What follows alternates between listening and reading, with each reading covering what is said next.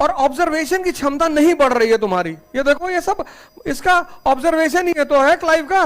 कौन सी किताब पढ़ा हुआ है वो, उसकी ऑब्जर्वेशन की क्षमता बड़ी प्यारी है।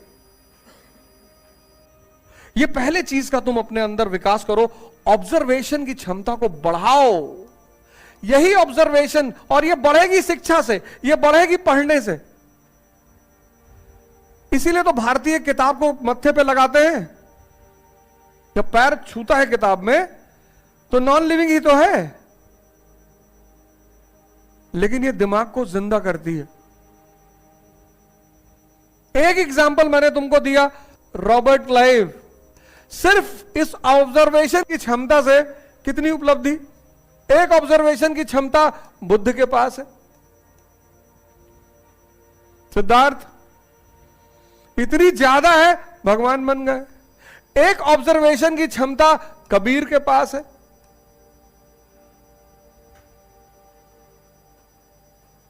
मैं तुमको हजारों एग्जाम्पल दे सकता हूं कि ऑब्जर्वेशन की क्षमता ने व्यक्ति को महान बना दिया। और ऑब्जर्वेशन डेवलप करने का सबसे प्यारा सोर्स है एजुकेशन, पढ़ाई।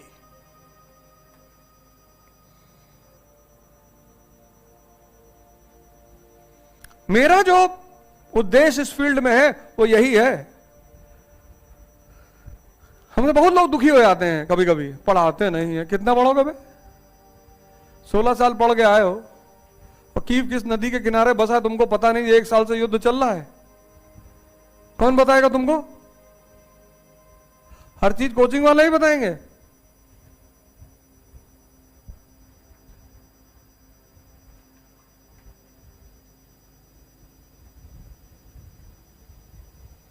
ऐसा मैं कह सकता हूं।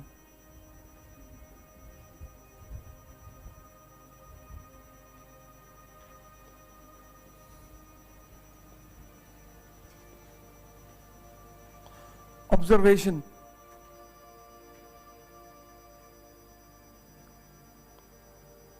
ये शिक्षा का मूल उद्देश्य है। तुम भी रंजों की तरह फ्री रहोगे, तैयारी चलती रहेगी लेकिन मुक्त रहोगे, क्योंकि जो भी पढ़ोगे उसकी पिक्चराइजेशन हो जाएगी। रट क्यों रहे हो यार? मानव व्यक्तित्व के विपरीत तोते का काम क्यों कर रहे हो? कोई तोता आज तक मुक्त नहीं हुआ, क्योंकि तोता कितना भी कर ले समझ कभी नहीं डेवलप होगी।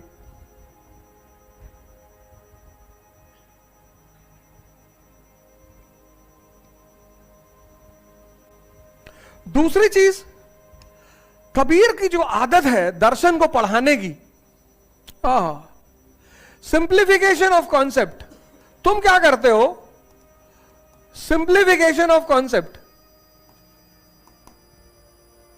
तुम क्या करते हो? जो परिभाषा है, चाहते हो हूबहू यही परिभाषा मेरे दिमाग में बैठी रहे, वही वर्ड। यही तो चतुर्लिंगम कर रहा है।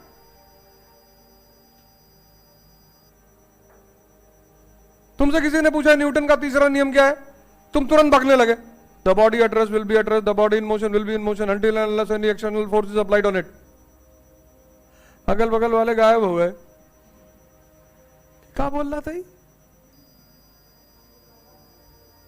और तुमने डेमो दे दिया कि साहब ये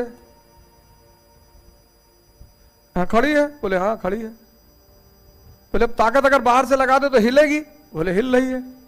बोले यही है न्यूटन का नियम पहला, कि जो चीज स्थिर है वो स्थिर रहेगी, जो चीज गति में है वो गतिमान रहेगी, जब तक उसमें कोई बाह्य बल नहीं लगाया जाएगा। और थोड़ा क्रिएटिव हो गए। अब कबीर का जो स्टाइल है वो रैंचो का स्टाइल है। कबीर रैंचो, और इन लोगों से मैंने ये स्टाइल चुरा ली है।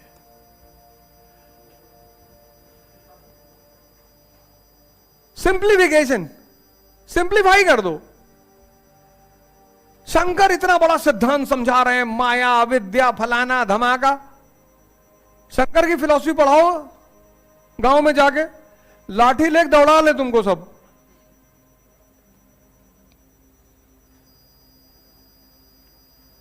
ब्रह्म, अविद्या, माया। गांव वाले कहेंगे भाई पागल करके छोड़ोगे भाई। तो तुम्हारी पत्नी से तुम्हारा लगाव अविद्या के कारण है। बोले अविद्या? और बाबू लड़का हमारा एमए की है, इसका क्यों लगाव है अपनी पत्नी से? ये तो विद्वान है, हम तो चलो अनपढ़ हैं। अविद्या ही नहीं समझा पाए। कबीर वही कॉन्सेप्ट को एक लाइन में कहते इतने प्यार से, कहते माया छाया एक सी, बिरला जाने को है। क्या कंपैरिजन है! इंसान की छाया बनती है, दिखती है पर होती नहीं है। छाया को तुम पकड़ नहीं पाओगे। ये क्या उसको बोलते हैं, शंकर के पूरे सिद्धांत को इस आदमी ने देशज भाषा में कन्वर्ट कर दिया।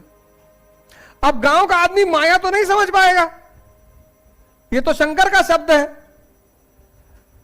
छाया कहेगा श्यामलाल काका, बोले हाँ। बोले तुम्हारी छाया तो बनती है। बोले बनती, पहले पकड़ के दिखाओ।